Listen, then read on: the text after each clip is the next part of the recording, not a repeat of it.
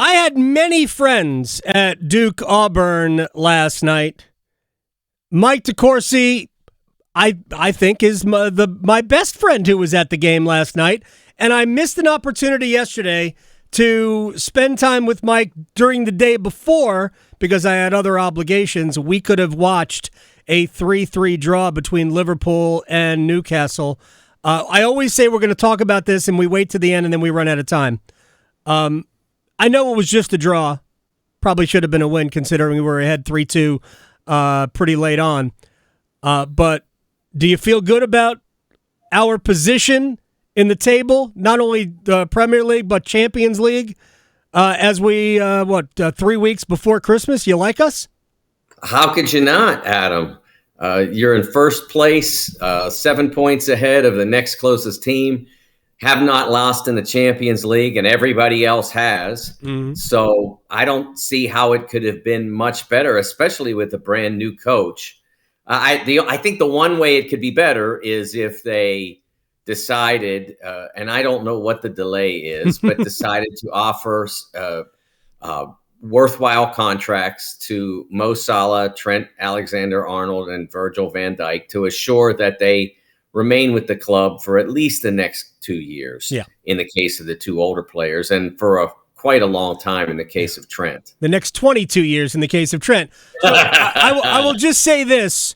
Under your Christmas tree in the DeCourcy household, there will be 3 gifts for on Christmas Day, on Christmas morning. And they will be there. I think they're all going to resign. It's the British press, man. They're just trying to drag this out and make it more complicated. They're complicated situations. 2 of those guys are in their 30s, and it's inexplicable, like NFL running backs, inexplicable that you could still be this good at this age. Salah is arguably the best offensive player in the Premier League today. He has been just 21 goal involvements in 14 matches is just silly in his, I guess, early to mid-30s. But I'm very confident that we're going to get it done. The league's not over. We still have way more than half the league still to play. So, and we'll talk more about Liverpool going forward. You were at the game last night. You were at Auburn Duke. Duke has no chance to win that game without the contribution of Isaiah Evans, right? Oh, yeah, he had to play as well as he did to turn that game forward. The one thing about this Duke team, and I don't see an immediate solution to it, is the absence of point guard play. Mm-hmm. They have multiple players who are capable ball handlers, but no players who have, other than Cooper Flagg, who have the ability to both handle the basketball and see plays happening. That's a problem for this team. It's going to be a problem. It's going to get them in the end, but the end doesn't have to come early. It doesn't have to come maybe even until Monday night in April, but it's going to get them at some point because I just don't see where that goes unless they're able to use Cooper in that role, in those circumstances. If that can happen and have him be more successful than he was against Kentucky and Kansas, right? I definitely think he learned from those situations, but I still think it's a disadvantage when your best scoring option is also your best playmaker. Okay, unless was Danny Manning the best playmaker? I don't know. I think you're right. I think that's a good point. Well, I'm not sure Danny Manning was their playmaker, and they had other options on that team too. It's a long time ago, 1988 for people. The thing about the Blue Devils that I look at it this way. Other than Cooper Flagg, and I don't know, I want to see if Isaiah Evans can do this. They have nobody that can beat their man and get to the rim. Oh, I disagree with that. I think Caleb Foster can do that. I mean, he's really physical. He's physical. I just don't think he's got that one-step quickness. He's not going to beat elite defenders to the rim. Okay. But he can beat typical defenders to the rim. And Sion James can beat a lot of guys to the rim because he can overpower them. and he finishes well because he's just so physical. So I don't worry about that. The problem is once they make the move, and again in the everybody but Cooper class, once they make the move, you know what they're going to do. It's not going to be kicked out. It's Right. not going to be cut across. It's going to the rim and it's going to be attempted.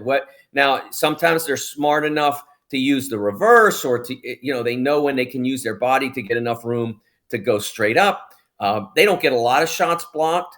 But the defense kind of has an idea now that if that guy makes the move, he's either abandoning the drive or he's finishing the play.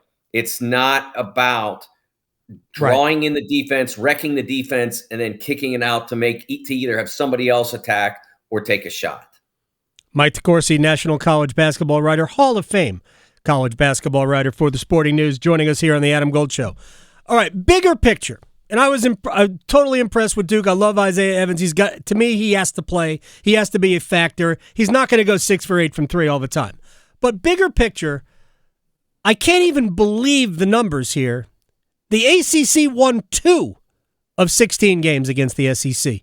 2. 14-2 the SEC did a number on the as much as the ACC dominated the series with the Big East and the Big Ten for years, although that waned at the end. They never hung a 14-2 number on anybody. No. So what this is doing now, and I believe it is, hey, weird set of circumstances, and the SEC is loaded with really good teams, flat out loaded. But people are now saying, well, it's over. The SEC has become the dominant college basketball conference. Maybe, but until otherwise proven, I do think it's a 1-year deal. But why is it SEC money that has determined that the SEC is now great at basketball? Maybe it's based on Nate Oates' comments after the game. Well, we're finally investing in it. What are your thoughts? Well, I think, first of all, that the SEC has done a terrific job of hiring great coaches. Mm-hmm. Bruce Pearl back a while back, John Calipari, first at Kentucky, now at Arkansas, Nate Oates at Alabama. They have done, Chris Jans at Mississippi State. They have done a really terrific job of making sure there are significant coaches in a lot of their programs, and not every league has done that. And that's caused problems. I think it's too easy to say, oh, well, the SEC has the most money. Well, look, these things are cyclical. I mean, in 2020, when we had no tournament, the Big Ten was likely to get 10 teams. And then they did get 9 the following year and nearly got 9 the year after that. So they were a super strong league. Then I believe it was 2023 when the Big 12 had 10 teams then. And literally all 10 by like February 28th still had a chance to make it. And numerically, it's impossible to get all 10. And I think they wound up with 7. Right. But all 10 were alive in it. There was never a conference that was that deep, that had every single team that was relevant. And so it's cyclical. And so this is the SEC's turn. They have hired really well. Those who were hired recruited really well. And obviously their recruiting is not just a matter now of talking people into it. It's also a matter of making deals, and they have done a good job of that. But it's also a matter of evaluating. I mean, the point guard who really did it up for Auburn last night and made them competitive in that game was about the 29th player. I looked it up on 24/7 Sports. Was about the 29th player in the current freshman class. Right. That was a misevaluation. You can't do what he did last night. Right. As the 29th player. So they evaluated that well. And they did a great job at Auburn as well with Janai Broome, who 3 years ago was a center in a mid-major league on a very good Morehead State team that didn't have a ton around him. Was very good because he was very good. And they bring him in as a portal guy, and he's been outstanding for them and continued to improve. And that's another area. When you have great coaches, players get better. Janai Broome was a very fine SEC big man his first couple of years. Now he's a star. Mike DeCourcy of the Sporting News is joining us here. You mentioned hiring. They have hired very well. And maybe the amount of money that you get from football that creates helps you hire well. Look, they took Buzz Peterson from Virginia Tech to Texas A&M. Nobody could tell me that Texas A&M is a better coaching destination than Virginia Tech. I think that's a push probably in terms of the two places. But they had more money. And Buzz is a Texas guy anyway. So there were reasons for that. But I would say that the ACC hasn't done a good ennugh job with some of their basketball flagship schools in maintaining. Now, it's whether Jim Boeheim stayed too long at Syracuse. Syracuse isn't the same Syracuse that we saw when they first entered the league. Their first couple of years in the league, they were dynamite. I think they were number one in the country at one point in their first year in the ACC, or maybe it was the year before. Louisville went through a rough patch with Kenny Payne, and Chris Mack was a little nutty before then. And maybe Pat Kelsey, who I know you know well, maybe Pat Kelsey will drag them out. I love his energy. They have to, they have to win a bunch of basketball games, and I think Duke will have their hands full on Sunday. But the basketball flagships need to be better. Georgia Tech needs to be better. Wake Forest needs to be better. I love Steve Forbes, but it's kind of time to start winning. And I think that's what's making this look worse, is that the ACC hasn't hired well. Yeah, I think that's been a significant problem. And of course, how many leagues have ever lost 3 Hall of Fame coaches in the space of, I think, 3 to 4 years? Yeah. I mean, that's not easy to overcome.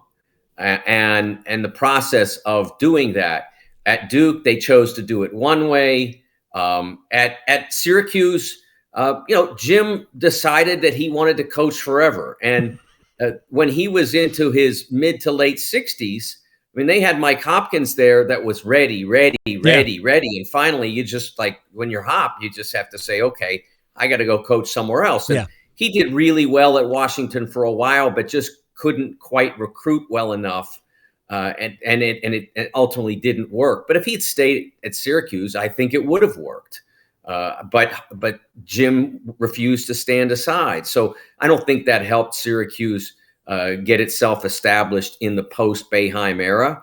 And so it's been problematic. And I mean, I think that at varying times, I think Duke has done really well since Mike left. Mm-hmm. They haven't done great. Great would be a Final Four or beyond, but they've done really well.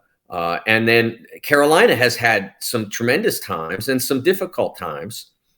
So you're right about the flagships needing to be better, though. They need to be consistently great. And this Carolina team is not great. No. You don't lose like that at home, even to an excellent team like Alabama, if you're great.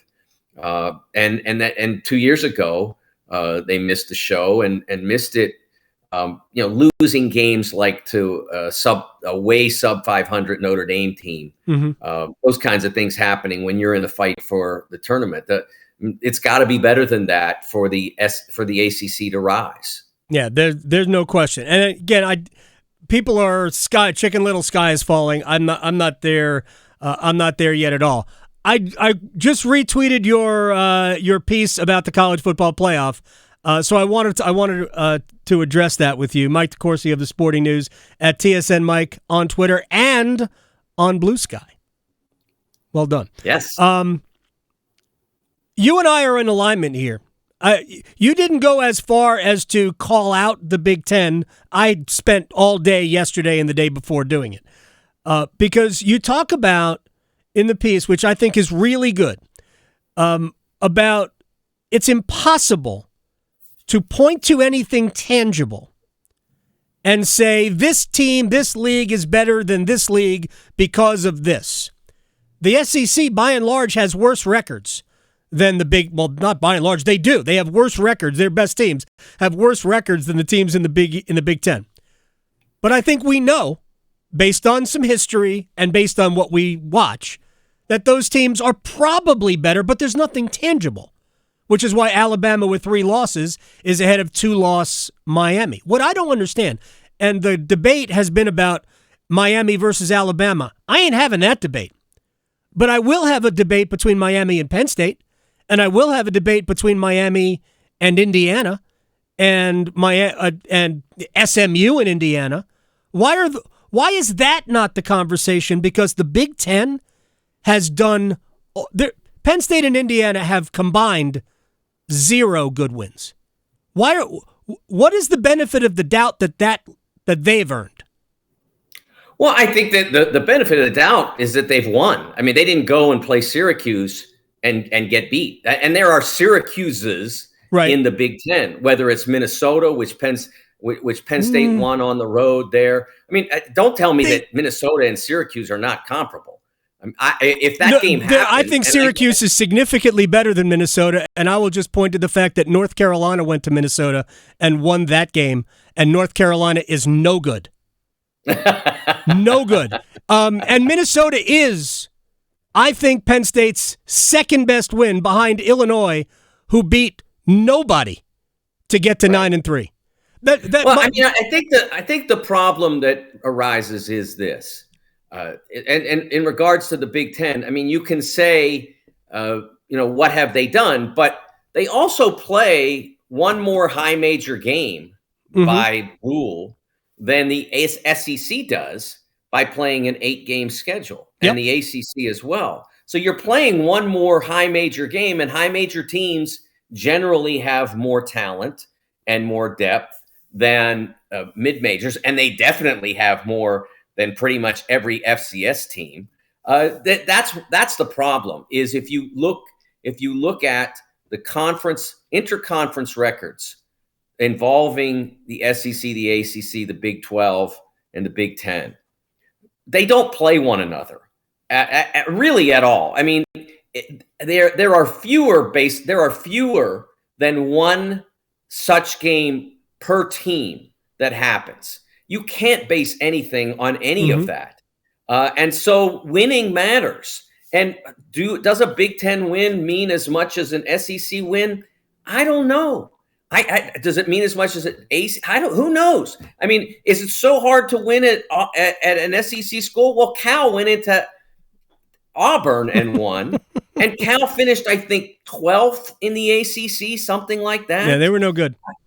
I just can't tell you whether any of those what the intersection is, because there hasn't been any. It's all supposition. There are lots of metrics and numbers out there, and Danny White, the AD at Tennessee, said that's what we need to do. We need to get into the numbers, and I'm telling you, the numbers don't mean anything. You're right. They are, as I described them in my column, they are a skyscraper built on a foundation of banana pudding.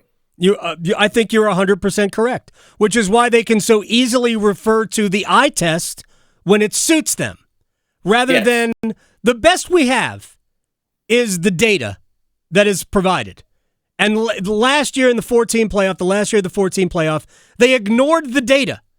But the data, I'm telling you, the data is junk, Adam. I know. I'm not arguing. I'm not arguing that, but it allows them by using the eye test quote, it allows them to ignore whatever data that they should be using. Like Florida State got, I don't know how you couldn't get rewarded for being a major conference undefeated team. Oh, last year was a total travesty because Alabama. Absolutely. And again, my argument is not with the SEC. I think the SEC has proven that based on winning 17 of the last 20 national championships, that they probably deserve the benefit of the doubt. All right, final thing, and I've already gone too long.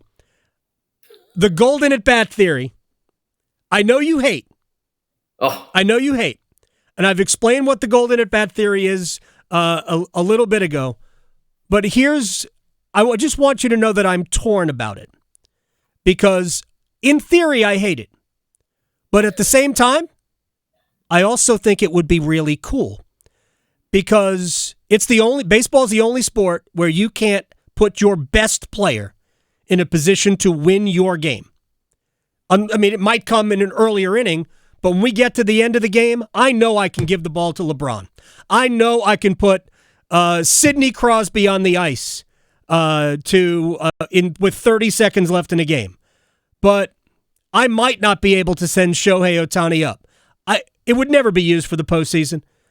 In a regular season game, I think it would be cool, and I think it would get casuals involved, and it would not damage the integrity of the sport, just like the runner on second base to start the 10th inning hasn't ruined the integrity of baseball. Why is baseball the only sport that can't innovate? Nobody said they couldn't innovate. I have not had a problem with the pitch clock, with the 3-batter minimum to try to speed up the game and take away this nonsense. See, I have more of a problem with that. Those things have a legitimate purpose. And even the ghost runner, I don't have a problem with because it's equivalent for both teams. But this is destroying the integrity of the game. No, yeah, you can do that. You can put the ball in the hands of LeBron, etc. But in football, you can't say, hey, Patrick Mahomes, go out there on defense and play strong safety. It doesn't work in every sport. So it's not as simple as that. Well, you don't have the ball because it's a possession game. You can't put Patrick out there. But if in baseball I can put my best pitcher as a starting pitcher, I can put him in the game. If he hasn't pitched, yeah. But if he has, you can't. Well, yeah. That's a new one. If you take Mo Salah out in the 60th minute because he needs a rest, you can't put him back in the 90th minute because you're down a goal. And that's why he never comes off the field, Mike. That's why Mo never comes off the pitch. We have to close it there.